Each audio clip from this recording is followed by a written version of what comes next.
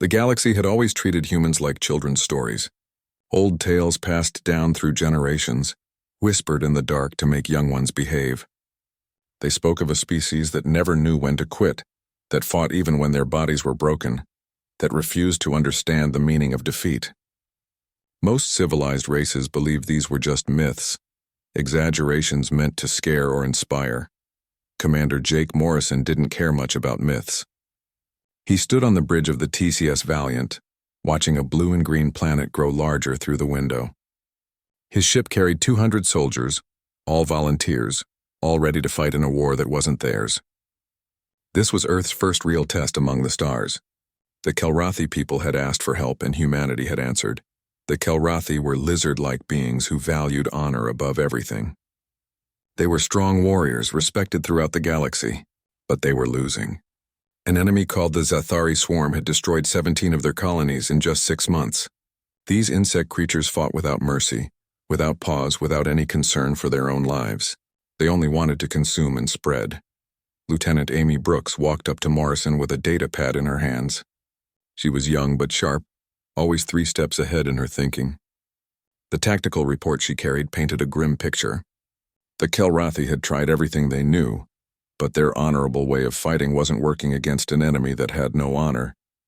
Captain Greg Palmer stood nearby, studying battlefield maps with a frown. He was Morrison's second in command, a veteran of 3 wars on Mars. Palmer had seen desperate fights before. He knew what it looked like when a proud people faced extinction. The Kellrathi were there now, whether they admitted it or not. Down in the armory, Sergeant Lisa Garrett checked her squad's weapons and armor. She was tough as nails, scarred from years of combat. Her squad of 30 Marines would be the first humans to set foot on Kellrath Prime's battlefield. Garrett had trained them hard, pushed them to their limits. Now she would find out if it was enough. The Valiant entered orbit smoothly. Within an hour, a delegation of Kellrathi military leaders boarded the ship. They moved with careful dignity, their scales gleaming under the ship's lights. The largest among them was High Commander Zethkal, a battle-scarred warrior who had fought for 50 years. He had lost an eye, replaced now with cybernetic metal. His scales bore burn marks and old wounds. Morrison met Zethkal in the diplomatic chamber. The Kellrathi commander towered over him by at least 2 feet. His amber eyes studied the human with obvious skepticism. This small creature was supposed to help them win a war. "Your species is smaller than the legends claimed," Zethkal said in rough but understandable English. The old stories spoke of giants who could tear ships apart with their bare hands. Morrison smiled slightly. It wasn't a warm smile, but one of confidence. "We're giant in the ways that matter. Up here," he tapped his temple. "And in here." He placed his hand over his heart. "Size doesn't win wars. Will does," Zethkal showed his teeth. Among his people, this could mean respect or it could mean challenge. Morrison didn't flinch either way. After a long moment, Zethkal nodded slowly. "The Zathari attack our northern fortress tomorrow at dawn," the Kellrathi commander said. "It is called Krathfell, the Wall of Ancestors. It has stood for 300 years. 50,000 of my warriors defend it now. The swarm comes with twice that number, perhaps more. Will you stand with us, human?" Morrison didn't hesitate. "We'll do better than stand with you. We'll show you how humans fight." The briefing that followed was tense. Kellrathi officers filled the room, all of them watching the humans with barely hidden doubt. Amy Brooks presented the human battle plan using holographic displays. As she explained their strategy, the doubt turned to disbelief, then to outrage. "You want us to abandon the high walls?" one Kellrathi officer demanded. "This is insanity. The walls are our greatest advantage." Brooks met his glare without backing down. "Your walls are a trap. You let the enemy choose when and where to fight. We're going to change that. We take the fight to them on our terms." Another officer slammed his clawed hand on the table. "This goes against everything we know of warfare. You would throw away 300 years of defensive doctrine for untested human theories?" Palmer spoke up, his voice calm but firm. "Your doctrine has lost you 17 colonies. Maybe it's time to try something new." The room fell silent. It was a harsh truth, but no one could argue with it. Zethkal raised his hand for quiet. "We asked for human help. We will trust human methods, for now." That night, as the soldiers prepared for battle, Morrison walked through the ship. He stopped to talk with Marines checking their gear, offered quiet words to those who looked nervous. He had done this before every major operation. It reminded him why they fought, reminded him what was at stake. He found Sergeant Garrett in the armory, field stripping her rifle for the third time. "Can't sleep, Sergeant?" "Never can before a fight, sir," she admitted. "Always think of everything that can go wrong, and I remember that we're human. We're good at dealing with things going wrong." Morrison chuckled. "That we are." "How's your squad?" "Ready as they'll ever be. Some of them have never fought aliens before. They're nervous but steady." "Good. Remember, we're not just fighting for the Kellrathi tomorrow. We're showing the galaxy what humanity is made of. Make it count," Garrett nodded. "Yes, sir. We will." As Morrison left, he paused at the doorway. "Lisa, bring them all home if you can." "I'll do my best, Commander." Private Danny Cole sat in the barracks writing a letter home. He didn't know if he'd get a chance to send it, but writing helped calm his nerves. Next to him, Corporal Helen Price cleaned her heavy plasma cannon with practiced ease.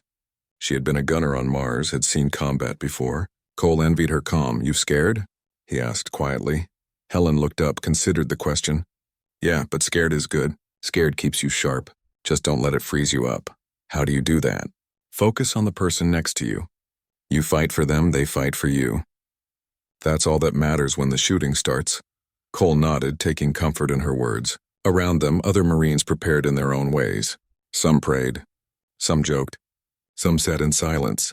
All of them knew that tomorrow would test them in ways they had never been tested before. On the bridge, Morrison stood alone, watching the planet below. Somewhere down there, 50,000 Kellrathi warriors waited for dawn, waited for an enemy that wanted to wipe them from existence. Tomorrow, 200 humans would stand with them. It seemed like such a small number against such terrible odds. But Morrison had learned long ago not to judge by numbers alone. He had seen what humans could do when pushed to the edge. He had watched ordinary people become extraordinary when everything was on the line. The galaxy called humans legends. Tomorrow they would learn that some legends were real. Tomorrow the Zathari would learn why humanity had survived every threat their own world had thrown at them.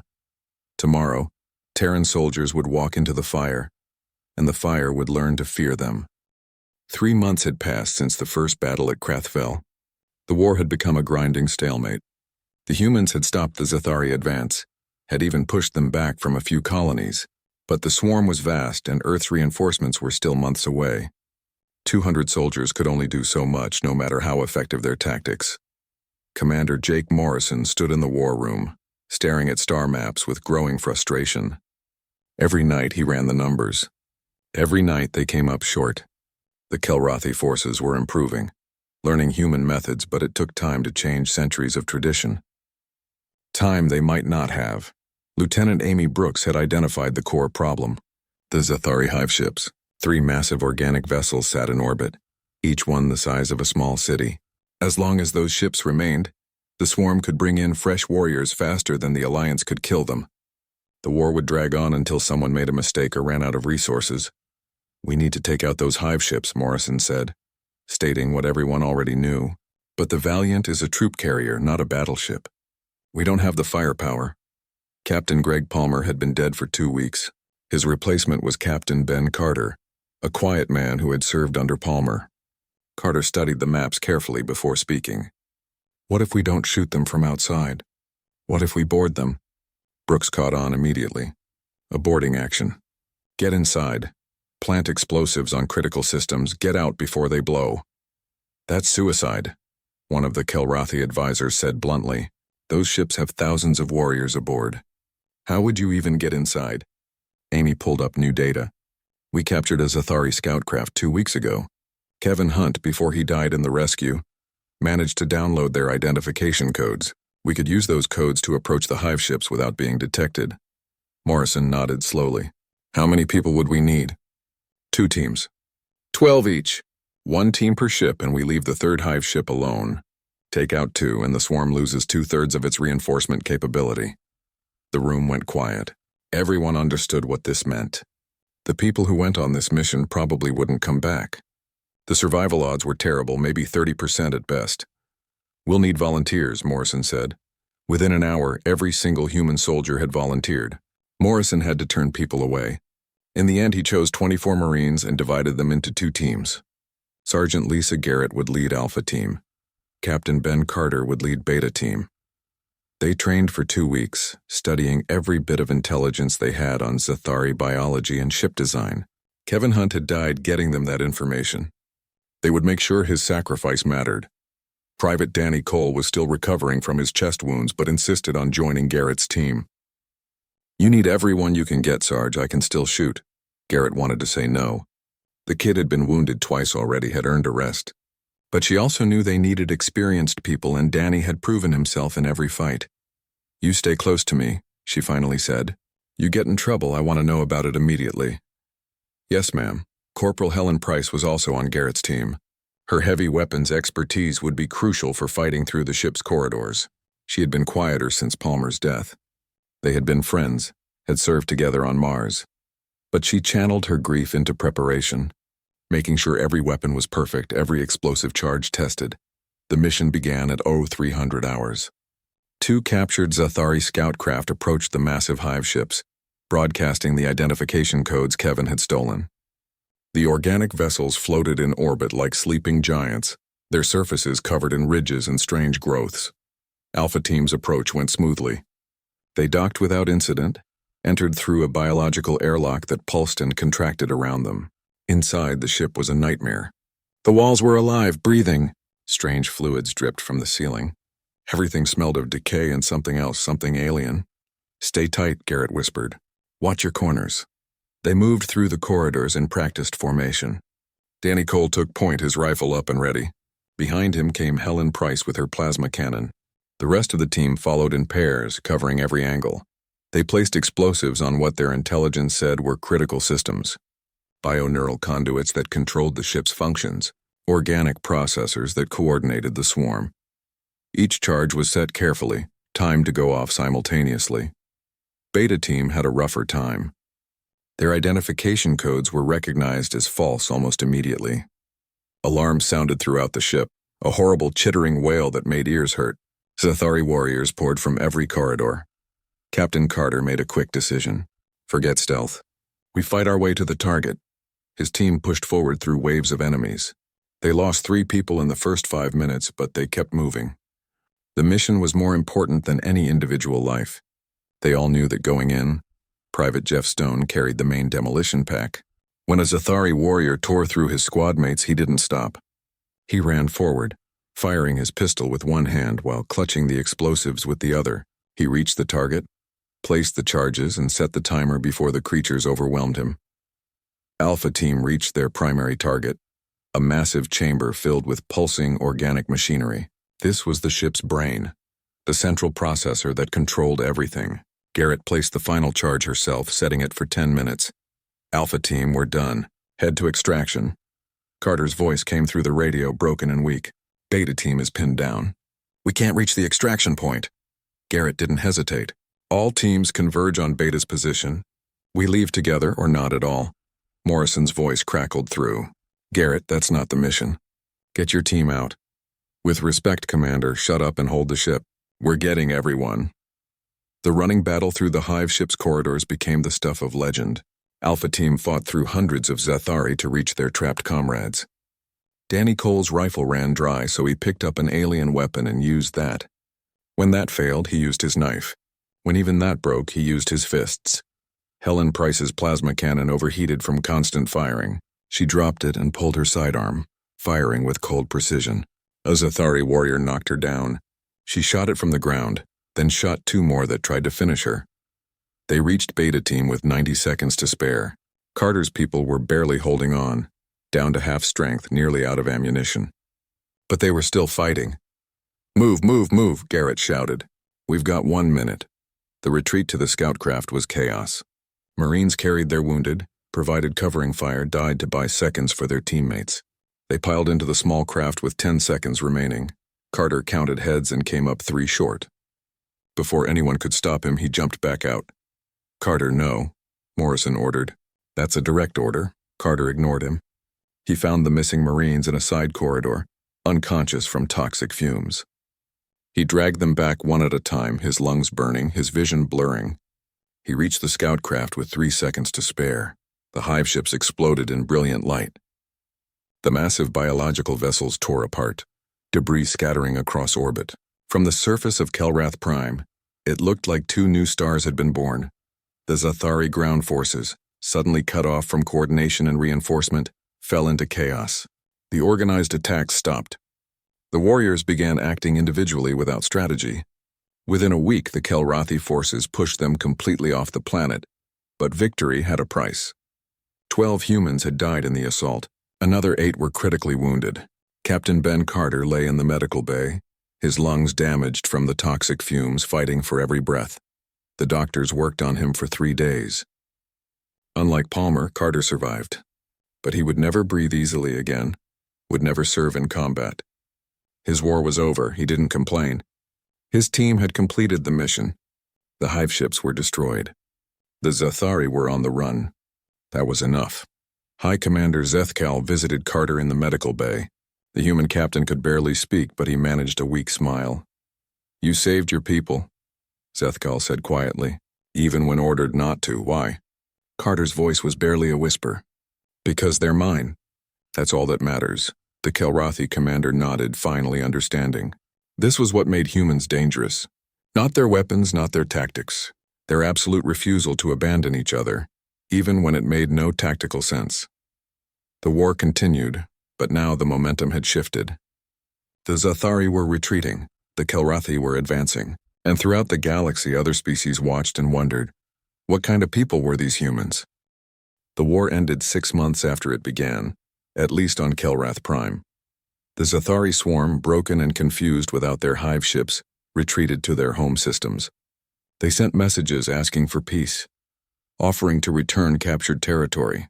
The Galactic Council accepted, though many wanted to push forward and destroy the swarm completely. Commander Jake Morrison stood with High Commander Zethkal on a hill overlooking the rebuilt fortress of Krathfell. The walls had been repaired, the burn marks cleaned away. But everyone who looked at those walls would remember what happened there, would remember the day 30 human soldiers changed the course of the war. 47 of your people died here, Zethkal said quietly. 47 out of 200. Nearly a quarter of your force, Morrison nodded. He knew every name, had written letters to every family. They knew the risks. They came anyway. Why? This wasn't your world. These weren't your people. You owed us nothing. Because you asked for help. Because it was the right thing to do. Because that's what humans do when someone needs us. Below them, Kellrathi workers were building something. A monument made of black stone with 47 names carved into it. Human names. The Kellrathi had insisted on this, had wanted to honor the aliens who saved their civilization. The funeral for those 47 had been 3 days ago. 10,000 Kellrathi warriors attended, standing in perfect silence as the human ceremony played out. They learned that humans burned their dead, returning them to ash and smoke.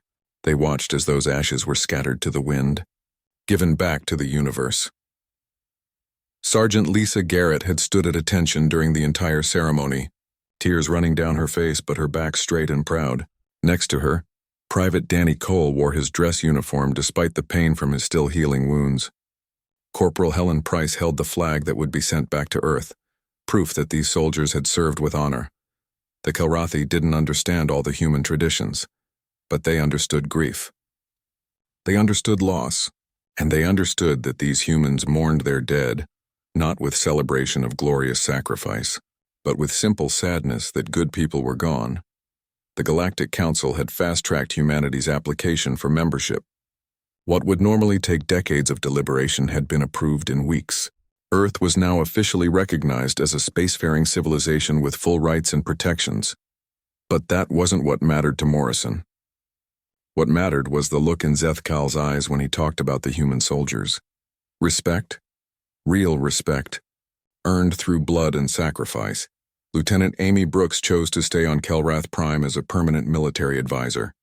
She had found that she liked the warrior species, respected their determination even as she taught them to be more flexible. The Kellrathi military was being completely rebuilt around human principles, and she wanted to see that through. "You're good at this," Morrison told her before he left. "Teaching, I mean." "You have patience for it," Amy smiled. "Someone has to make sure they remember the lessons. Besides, I think I can do more good here than back on Earth. Just don't let them slide back into their old ways." "I won't." They've seen what works now. They won't forget. Sergeant Lisa Garrett received a promotion to lieutenant and command of her own company. She would be training new recruits, teaching them what she had learned in Blood and Fire. The thought terrified and excited her in equal measure. Make them tough, Morrison advised. But make sure they understand it's not about being tough. It's about being smart and taking care of each other. Yes, sir. I'll remember. Private Danny Cole was also promoted, made a corporal despite his youth. He had earned it 3 times over, had proven himself in every fight. The wounds would heal, though the scars would remain, but he wore those scars with quiet pride. Corporal Helen Price stayed a corporal by choice. She didn't want to lead, just wanted to keep doing her job. But everyone knew that when the shooting started, people looked to her for calm in the chaos. The monument was finished on the day Morrison left. The dedication ceremony was simple but powerful. Zethakal read each name aloud in English, stumbling over some of the pronunciations but trying his best. Then he spoke in his own language, explaining to his people what these names represented. These are not just warriors who died for glory. These are soldiers who died for others. They came to our world not seeking honor or treasure, but because we asked for help. They fought beside us, taught us, and many gave their lives so that we might live. We will never forget them. The inscription at the base of the monument was written in both Kellrathi and English. The Kellrathi had insisted on a particular phrase, something they had heard humans say many times.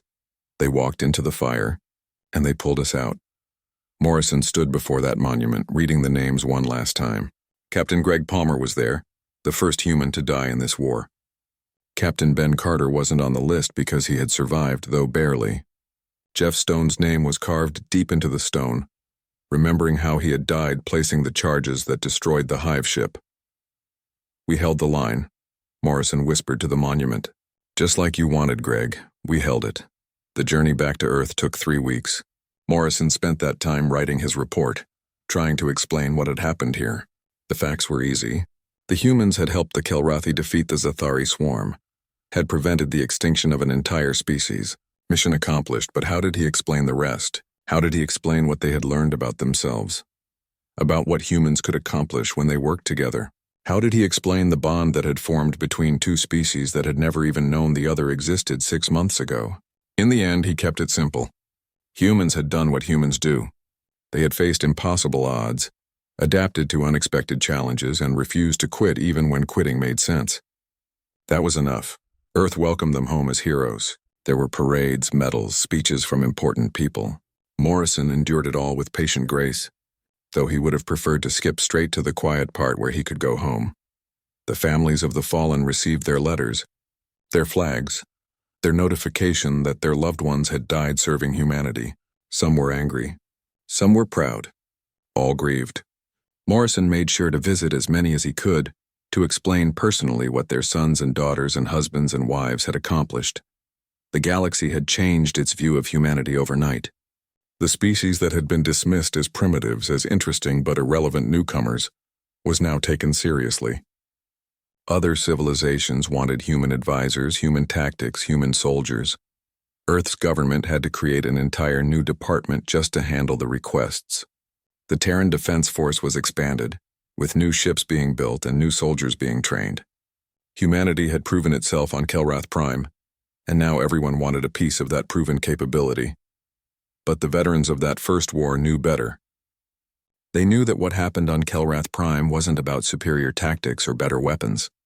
It was about people taking care of each other, about refusing to give up even when giving up was sensible. 1 year after the war ended, Morrison returned to Kellrath Prime for the anniversary ceremony. The planet had recovered completely. The Zathari damage had been repaired. Trade was flowing again. Children played in streets that had been battlefields. The monument to the fallen humans had been expanded. Now it included information about each soldier, their stories, what they had accomplished. Kellrathi children came here on school trips, learned about the day the humans arrived, and changed everything. Zethakal, now Supreme Commander of all Kellrathi forces, met Morrison at the monument. The old warrior had lost his left arm in a battle fought after the humans had taught him to fight without honor.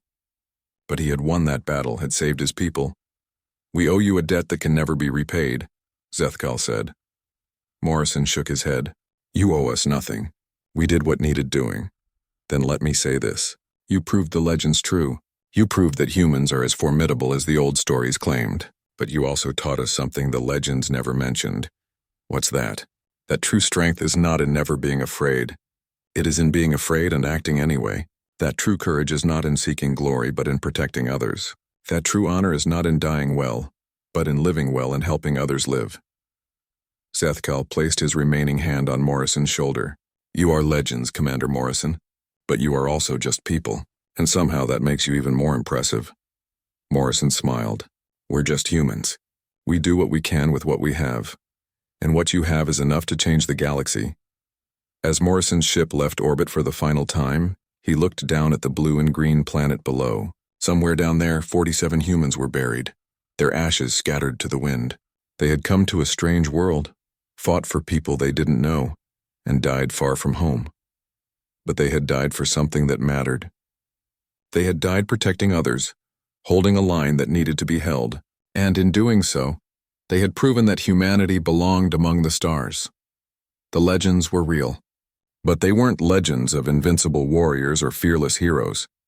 They were legends of ordinary people who did extraordinary things because someone had to, and they had decided it might as well be them. Across the galaxy, in 100 different languages, the northern fortress of Krathfell had guarded the Kellrathi homeland for 3 centuries. Its massive walls were carved from living mountain stone standing 200 feet high. Defensive towers rose even higher, bristling with energy weapons. 50,000 Kellrathi warriors manned those walls, scales gleaming in the pre-dawn darkness. They were ready to die with honor as their ancestors had taught them. Sergeant Lisa Garrett crouched 3 kilometers ahead of those walls, hidden in a rocky outcrop. Her night vision gear turned the darkness into shades of green.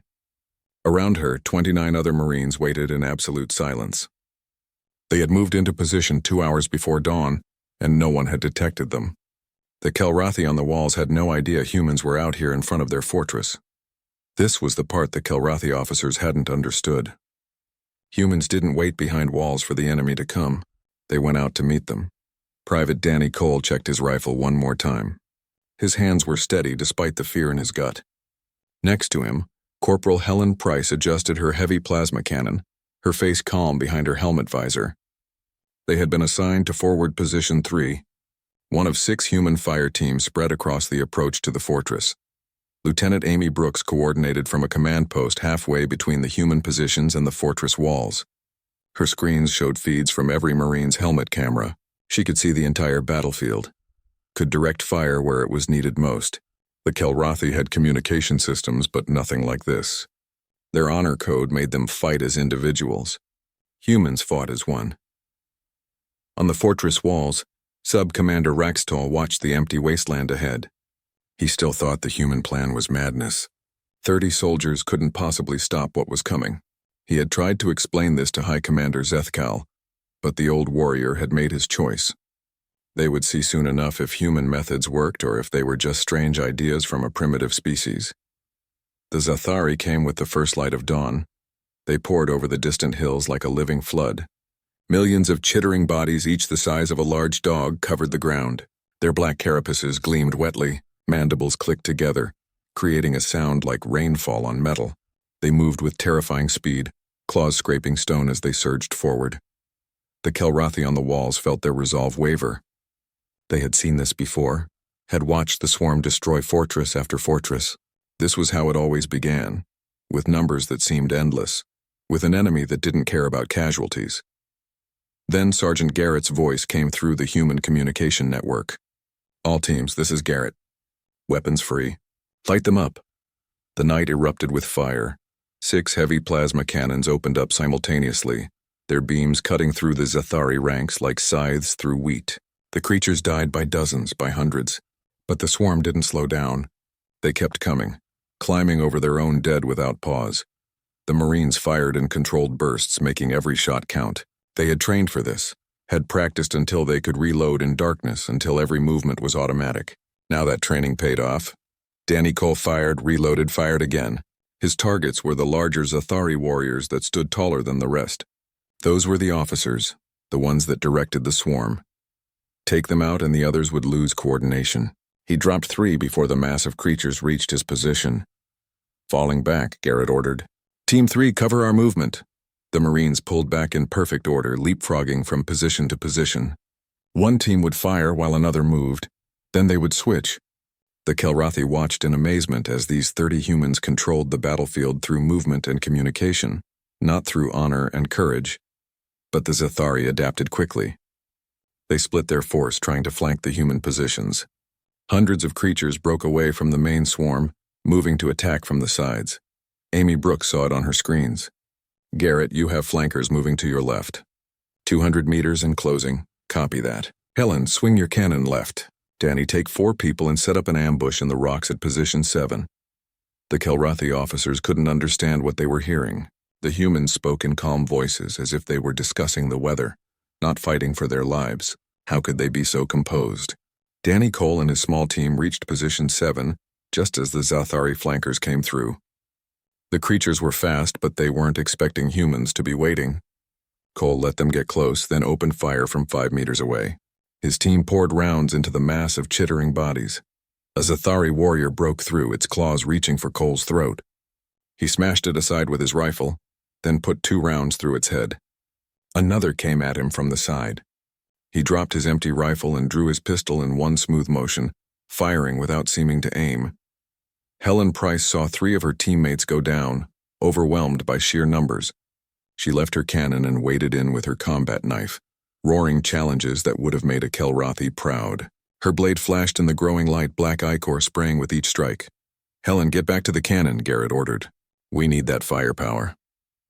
I'm a little busy, Sarge, Helen grunted, kicking a Zathari warrior away. Garrett ran to her position, firing as she moved.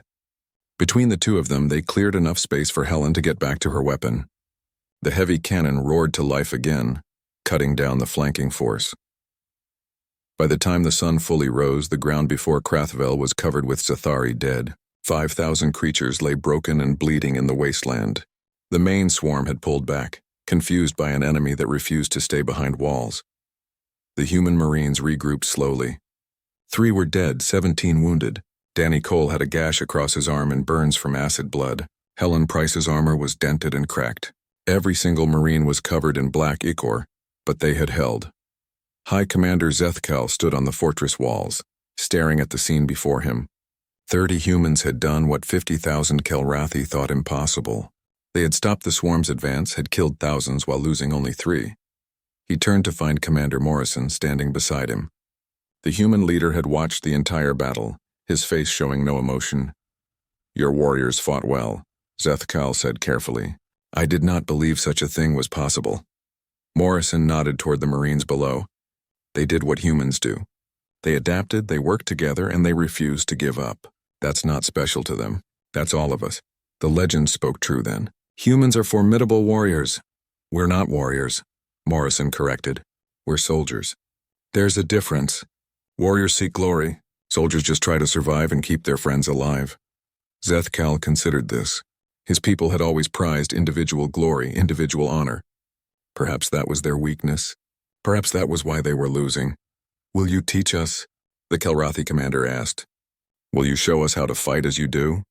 That's why we're here. Down in the wasteland, Sergeant Garrett checked on her wounded. The medics were already working, but she needed to see for herself. She stopped at each Marine, offered words of encouragement, made sure they knew they had done well. She found Danny Cole getting his arm bandaged. You okay, Private? I'll live, Sarge. Lost my rifle, though. Rifles we can replace. You not so much. She squeezed his shoulder. Good work out there. You held when it counted. Danny smiled tiredly. Just doing what you taught us, Sarge.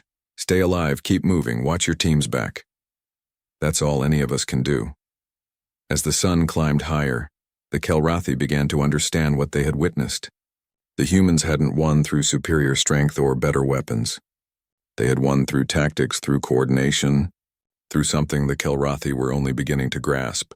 They had won by fighting smart instead of fighting honorably. That afternoon, Kellrathi officers lined up to speak with Amy Brooks.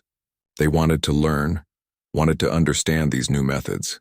She welcomed them all, began teaching them what centuries of human warfare had learned. On the walls, Sub-Commander Rextall stood alone, watching the humans. He had doubted them. He had called their plans madness. Now he saw that the madness was his own, clinging to old ways when new ways were clearly better. The legends had spoken of human courage, human stubbornness, human refusal to quit. But the legends had missed something important. They had missed human cleverness, the way these small creatures thought around problems instead of through them. The Zathari would attack again. That was certain. But now the Kellrathi had a chance. Now they had teachers who knew how to fight an enemy without honor. Now they had humans. The victory at Krathfell changed everything. Within 1 week, human advisors were working with every major Kellrathi military unit. The news spread fast through the galaxy. Other species that had dismissed humans as primitive newcomers suddenly paid attention. The small species from Earth had done something 3 advanced civilizations had failed to accomplish. They had stopped the Zathari swarm, but Captain Greg Palmer knew the war was far from over. Stopping one attack was different from winning. The swarm still controlled 20 Kellrathi worlds. They still had millions of warriors, and now they would be angry. Palmer stood in a briefing room with 19 other specialists. These were the best soldiers humanity had brought to Kellrath Prime. Tech experts, combat veterans, medics, and scouts. He had chosen each one personally for the mission he was about to explain. "We're going behind enemy lines," he said simply, 50 kilometers into Zathari territory. "Our job is to learn how they think, how they organize, and if possible, mess them up from the inside." The room was quiet. Everyone understood what 50 kilometers behind enemy lines meant. It meant no support, no rescue if things went wrong. It meant being surrounded by millions of hostile aliens who wanted nothing more than to tear them apart. Corporal Kevin Hunt raised his hand. He was young, barely 22, but the best hacker in the human forces. "What kind of tech are we expecting to find, sir?" "We don't know. That's why you're coming. The Kellrathi think the Zathari are mindless bugs. I don't buy it. Anything that can coordinate attacks across multiple worlds has to have some kind of communication network. I want you to find it." Lieutenant Sarah Mitchell spoke up next. She was the team's medic, but also a skilled combat fighter. "Rules of engagement? Don't get caught. If you do get caught, survive. If you can't survive, make them remember us." Palmer's voice was hard. "This is a volunteer mission. Anyone wants out, say so now." No one moved. No one spoke. They were all in. The team left at midnight using a small stealth shuttle that Kellrathi technology couldn't detect. They landed in a valley deep in enemy territory and began moving on foot. The landscape was alien and hostile. The Zathari had changed it, had covered everything with their organic structures. Trees were dead and wrapped in gray webbing. The ground itself seemed to pulse with life. They moved silently through this nightmare landscape for 3 days. Kevin Hunt worked his magic, tapping into strange biological networks that seemed to carry information. What he found disturbed him deeply. "Captain, you need to see this," Kevin said on the 3rd night. They were huddled in a cave, having just avoided a Zathari patrol. "I've been monitoring their communications. They're not just bugs, sir. They're planning, analyzing, learning. They've been studying Kellrathi tactics and adapting to them." Palmer looked at the data Kevin showed him. Messages passed between different Zathari groups, coordinating movements, sharing information about enemy positions. It was sophisticated, almost like a computer network but biological. "Can you send this back to command?" Palmer asked. "Already done. But Captain, there's more. They know we're here. They've been tracking us since we landed." The ambush came 5 minutes later. Zathari warriors poured from hidden tunnels in the cave walls. They had been waiting, had let the humans think they were safe. Now they attacked with terrifying coordination, cutting off every escape route. Palmer's team fought with desperate intensity. Sarah Mitchell dragged a wounded soldier into cover while firing her rifle with her free hand. A Zathari warrior lunged at her face. She shot it 3 times without flinching, her medical training telling her exactly where to aim for maximum damage. "We need extraction now," Palmer shouted into his radio. "Grid coordinates 447223, heavy contact. Multiple casualties." Back on the Valiant, Commander Morrison heard the distress call. He didn't hesitate, didn't stop to calculate costs. "All units converge on Palmer's position. I want gunships in the air in 2 minutes.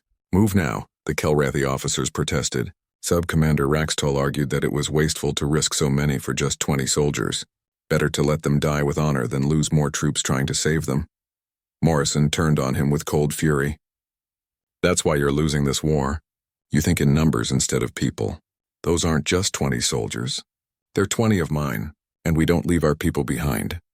Sergeant Lisa Garrett led the ground relief force.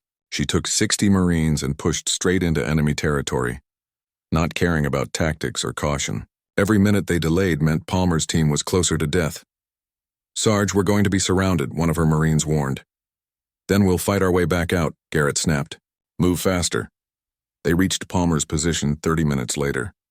The scene was chaos. Dead Zathari covered the ground, but Palmer's team was down to half strength. They had formed a circle, nearly out of ammunition, still fighting with knives and rocks if they had to.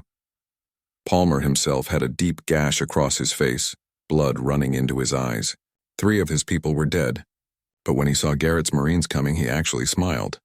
The extraction was brutal. The Zathari threw everything they had at the rescue force. Gunships provided cover from above, their weapons tearing through enemy ranks. Marines fought back to back, covering each other as they withdrew step by step.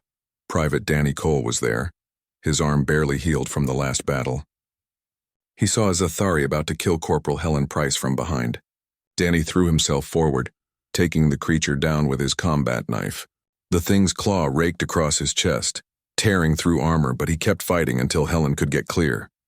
They made it back to friendly territory just after dawn. 12 more humans had died in the rescue. Twice that many were wounded. In terms of pure military numbers, it was a disaster. 20 people saved at the cost of 12 dead and 24 wounded, but every human there understood something the Kellrathi didn't. This wasn't about numbers. This was about the promise they made to each other. Go into danger, and we'll come get you. Always. No matter what. That night, High Commander Zethkal found Morrison in the medical bay. The human commander was visiting wounded soldiers, talking quietly with each one. "I must ask you something," Zethkal said. "Why did you risk so many to save so few? By any military calculation, it was inefficient." Morrison looked at the Kellrathi commander with tired eyes. "Because those few are mine. Because the soldiers who went in after them need to know we'll do the same for them. We ask people to walk into hell for us. The least we can do is promise we'll come get them if they fall. Even when it costs more lives. Even then. Because the day we stop going after our people is the day we lose what makes us human. It's not about the numbers, Commander. It's about the trust. My soldiers trust me to come for them, and I trust them to come for me. Break that trust and you have nothing." Zethkal was quiet for a long moment. "We have forgotten this. We focus on honor, on glory, on dying well. We have forgotten to focus on living well, on protecting each other. Then learn again. It's not too late." In the medical bay, Captain Palmer lay in a bed surrounded by monitoring equipment. The doctor said he had maybe 2 days. The Zathari cave spores had gotten into his lungs, were slowly destroying him from inside. There was no cure, no treatment that would work in time. Palmer didn't complain. He had known the risks when he volunteered. He had gotten his people back, had sent valuable intelligence to command. That was enough. Sarah Mitchell sat beside his bed holding his hand. She was a medic, but even she couldn't fix this. "You're an idiot, you know that? Going back for those 3 soldiers when the charges were about to blow." Palmer smiled weakly. "Couldn't leave them behind. You understand?" "Yeah, I understand. Doesn't make it less idiotic.